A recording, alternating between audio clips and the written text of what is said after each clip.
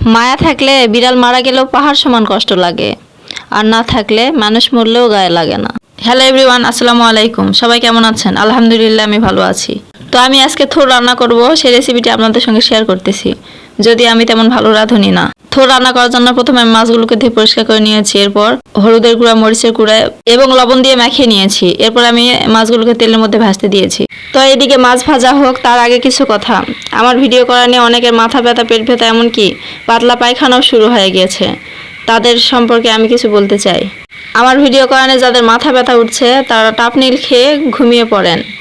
আর যাদের পেট ব্যথা হয়, পাতলা পায়খানা শুরু হয়ে গিয়েছে, তারা হাসপাতালে বেডে গিয়ে কয়েকদিন রেস্ট নিয়ে আসেন। তো এদিকে আমি থোর রান্নার জন্য পেঁয়াজ কুচি, রসুন কুচি এবং শুকনো মরিচ দিয়ে তেলানি দিয়েছি। তেলানিটি লাল হয়ে আসলে আমি দিয়েছি জিরা ফোড়ন। এরপর আমি থোরগুলোকে সেই তেলানির মধ্যে ছেড়ে দিব এবং এর টেস্ট বাড়ানোর জন্য আমি দিয়ে দিব কিছু মসুর কালাই। এরপর আমি এখানে হলুদের গুঁড়া, মরিচের গুঁড়া, বাটা মশলা এবং লবণ দিয়ে দিব। এরপর আমি সবগুলোকে নাড়াচাড়া করে নিয়ে ঢাকনা দিয়ে ঢেকে দিব, যদিও আমি ঢাকনার ফুটেজটা নিতে পারিনি। এরপর অল্প অল্প পানি অ্যাড করে তরকারিটিকে কষিয়ে নিব।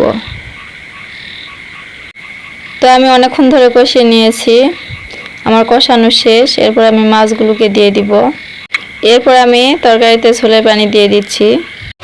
তো রান্না করতে করতে এদিকে গরমে আমার অবস্থা দেখেন, পুরো ঘেমে গিয়েছি। এই গরমে রান্না করা সত্যি অনেক কষ্টের। এটা একমাত্র মেয়েরাই বুঝবে, কারণ রান্নাটা মেয়েদেরকেই করতে হয়। তো ঝোলের পানি দেওয়া শেষ হয়ে গেলে আবারও একটু নেড়ে চেড়ে ঢাকনা দিয়ে ঢেকে দিব। তো এই তো আমার রান্না হয়ে গেছে। দেখুন আমার তরকারির কালার। আমি লবণ চেক করে নিয়েছি, সব কিছু ঠিক আছে। তো রান্না শেষ হয়ে যাওয়ার পর এদিকে আবার ফুরফুরানি বৃষ্টি চলে আসছে। তা আমি সর্ষের খই শুকাতে দিয়েছিলাম, সেগুলো তাড়াতাড়ি করে তুলে নিয়ে আসলাম। এরপর আমি খোলাটা একটু ঝাড় দিচ্ছি, কেননা বৃষ্টি আসলে এগুলো সব পাতা কাদার মধ্যে আটকে যাবে, তখন ঝাড় দিতে আমারই কষ্ট হবে। তো বন্ধুরা, আজকের ভিডিওটি এই পর্যন্তই। ভালো লাগলে লাইক, কমেন্ট, শেয়ার করবেন। সবাই ভালো থাকবেন। আল্লাহ হাফেজ।